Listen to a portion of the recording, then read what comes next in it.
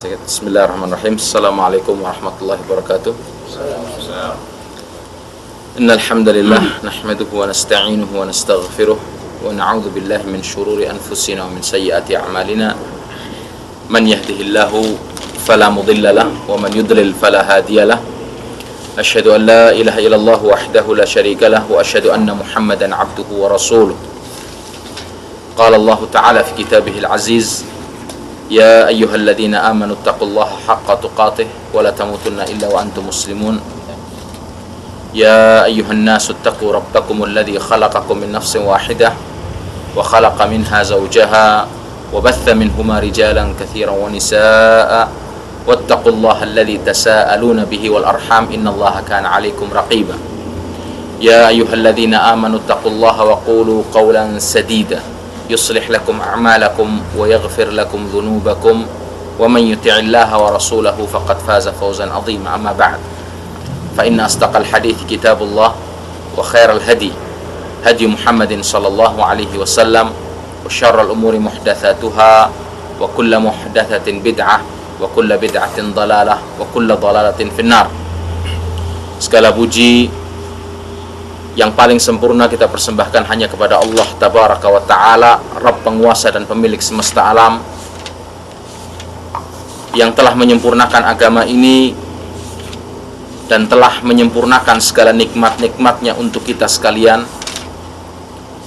yang telah meridhoi Islam sebagai agama kita dan yang telah memerintahkan kepada para hambanya yang beriman dan bertakwa kepadanya untuk berpegang teguh kepada ajaran dan agama ini hingga datangnya kematian menjemput kita semua. Salawat dan salam semoga tetap tercurah kepada junjungan kita Nabi besar Muhammad sallallahu alaihi wasallam, kepada keluarganya, para sahabatnya yang mulia, dan orang-orang yang konsisten mengikuti jejaknya sampai datangnya hari pembalasan. Ikhwani fiddin, a'azzakumullahu jami'an. Pada pertemuan satu pekan yang lalu, kita sudah sama-sama menjelaskan dalam majelis ini dan memaparkan tentang tujuan utama mengapa Allah Subhanahu wa Ta'ala menciptakan jin dan manusia, yang mana tujuan utama Allah Subhanahu wa Ta'ala menciptakan jin dan manusia adalah untuk beribadah kepada Allah Subhanahu wa Ta'ala semata. Dan dengan ibadah ini seorang manusia akan meraih kemuliaan, ketinggian derajat di hadapan Allah Subhanahu wa Ta'ala. Dan manusia membutuhkan untuk beribadah kepada Allah Subhanahu wa Ta'ala dan beriman kepada Allah, dan tidak dapat melepaskan ketergantungannya sedikit pun terhadap Allah Subhanahu wa Ta'ala. Dan bukan Allah Subhanahu wa Ta'ala yang butuh kepada ibadah manusia atau keimanan manusia, tapi manusia yang butuh untuk beribadah kepada Allah Subhanahu wa Ta'ala. Dan kita juga sudah sama-sama membahas dan menjelaskan hadis Mu'adz bin Jabal yang dijelaskan dan ditekankan dalam hadis tersebut tentang hak Allah Subhanahu wa Ta'ala kepada setiap hamba, yaitu untuk para hamba beribadah hanya kepada Allah Subhanahu wa Ta'ala semata dan tidak menyekutukannya dengan sedikit apapun. Dan kita juga sudah sama-sama membahas tentang makna tauhid dan tujuan utama Allah Subhanahu wa Ta'ala mengutus para rasul ke dunia ini, yang mana tidaklah setiap rasul Allah utus ke dunia ini kecuali membawa dua misi besar, yaitu perintah untuk beribadah hanya kepada Allah Subhanahu wa Ta'ala dan mengajak manusia untuk menjauhi at-taghut, peribadahan kepada selain Allah Subhanahu wa Ta'ala, yang mana dua perintah ini saling mendukung dan saling melengkapi. Perintah untuk beribadah hanya kepada Allah Subhanahu wa Ta'ala dan menjauhi at-taghut, peribadahan kepada selain Allah Subhanahu wa Ta'ala. Dan sekali lagi, Allah Subhanahu wa ta'ala tidaklah membiarkan umat manusia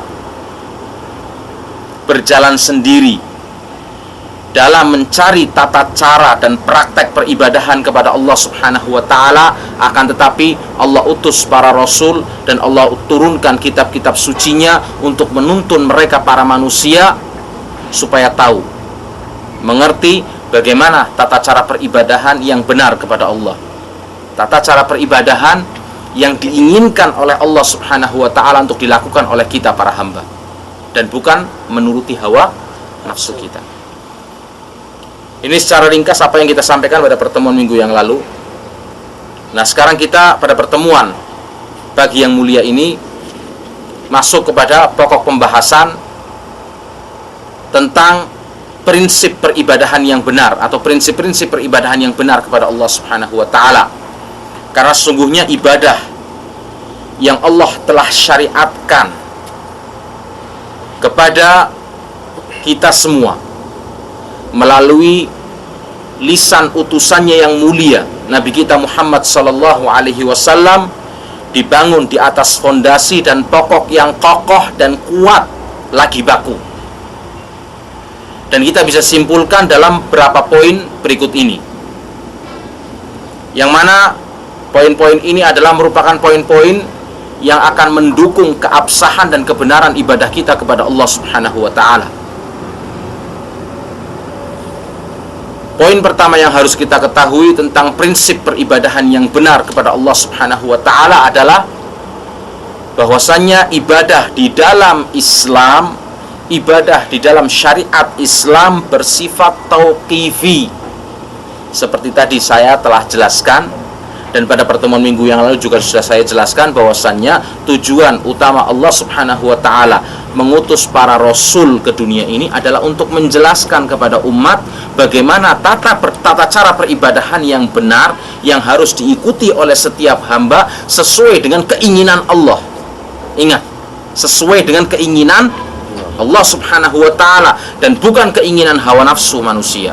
Oleh karena itu, sifat ibadah di dalam syariat Islam adalah tauqifi. Ini yang harus kita ingat. Sifat ibadah di dalam Islam adalah tauqifi. Maksud daripada tauqifi ini adalah bahwa ibadah sudah ditentukan oleh Allah dan Rasulnya. Ibadah di dalam Islam sudah ditentukan oleh Allah dan Rasulnya, dan akal fikiran tidak memiliki andil dalam penetapan syariat atau ibadah kepada Allah Subhanahu wa ta'ala. Dan ibadah di dalam Islam ini harus bersumber dari musyarri'. Apa artinya musyarri'? Yang berhak menetapkan syariat, aturan tata cara peribadahan kepada Allah. Siapa? Allah Subhanahu wa ta'ala. Makanya jelas Allah pun telah berfirman di dalam Al-Qur'anul Karim dalam surat Al-Hud, ayat 112. Allah Subhanahu wa ta'ala berfirman, "Fastaqim kama umirt wa man taba ma'aka wa la tadghaw innahu bima ta'maluna basir." Fastaqim, maka tetapkanlah dirimu pada jalan yang benar. Tetapkanlah dirimu pada jalan yang benar. Ikuti jalan yang benar. Ikuti petunjuk aturan syariat Islam, tuntunan peribadahan di dalam Islam. Kama umirt, seperti diperintahkan, sebagaimana diperintahkan kepadamu melalui wahyu yang diturunkan oleh Allah kepada Nabi-Nya Muhammad SAW, kemudian dijelaskan, difahamkan oleh Rasulullah SAW tentang maksud-maksud Allah Subhanahu wa ta'ala, keinginan-keinginan Allah Subhanahu wa ta'ala dalam tata cara peribadahan yang harus kita tunaikan. Makanya jelas dalam ayat ini, fastaqim kama umirt, istiqomahlah kalian dalam mempraktekkan Islam, dalam mempraktekkan aturan-aturan peribadahan di dalam Islam, kama umirt, sebagaimana diperintahkan kepadamu. Jelaskan. Yang tidak diperintahkan di dalam Islam kita tidak punya tanggung jawab untuk melaksanakannya. Karena hukum asal ibadah adalah haram, kecuali yang diperintahkan untuk kita melaksanakan ibadah. Apakah secara tiba-tiba kita melaksanakan sholat? Jelas tidak. Kita melaksanakan sebuah sholat berdasarkan perintah. Aturannya sholat apa? Sholat wajib yang 5 waktu. Perintahnya berapa rakaat? Kapan masuk waktu pelaksanaannya? Kapan habisnya waktu pelaksanaannya? Apa yang harus dilakukan di dalam perintah sholat tersebut? Diatur berdasarkan wahyu, berdasarkan perintah. Bukan semau kita sendiri dengan alasan ini kan baik, bisa menambah aturan syariat, atau hanya dengan berdalil isyarat-isyarat, ya kan, bisa menambah aturan syariat. Oh, ini sudah diisyaratkan. Dari mana Anda mengetahui isyarat-isyarat tersebut, sedangkan generasi terbaik tidak pernah sama sekali memiliki isyarat-isyarat tersebut, sehingga Anda, orang yang datang terakhir, bisa memiliki isyarat-isyarat untuk menambah sebuah aturan syariat.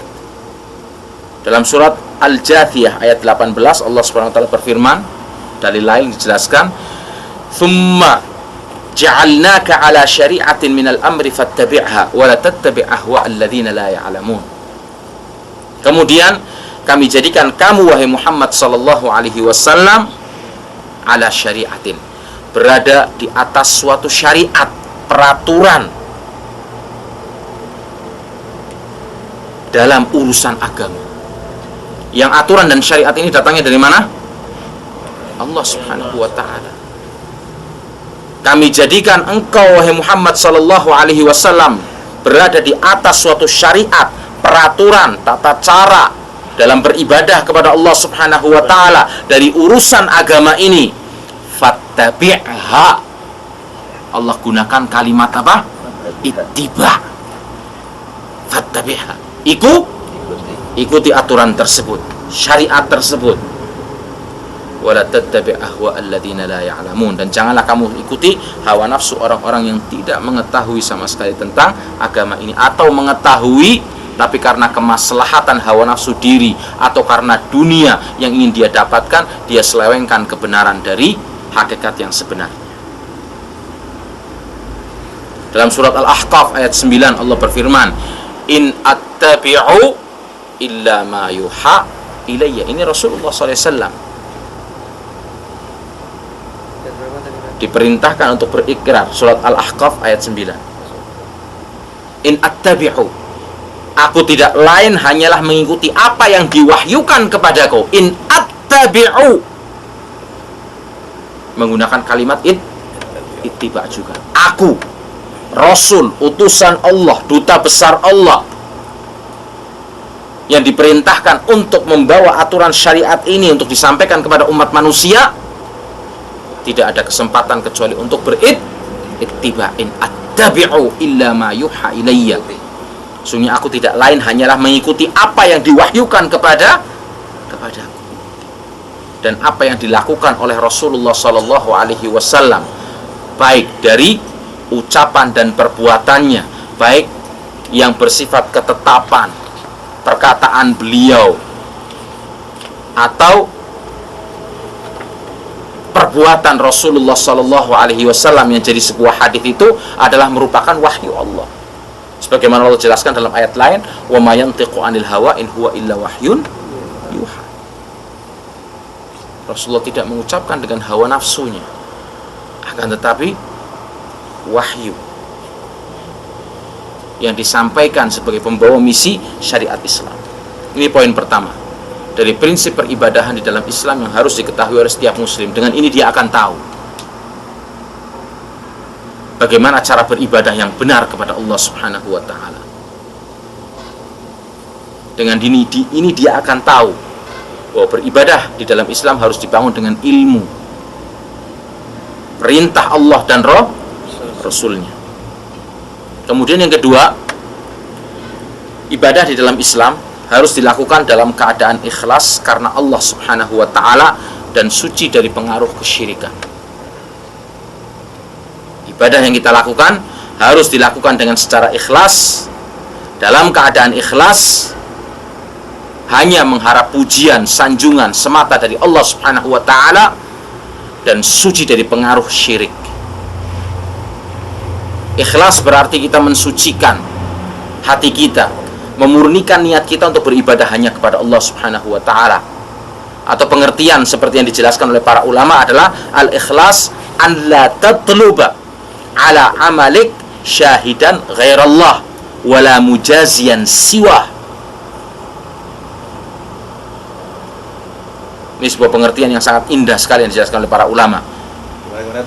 Al-ikhlas alla tatluba, al-ikhlas alla tatluba ala amalika syahidan ghairallah wala mujazian siwah.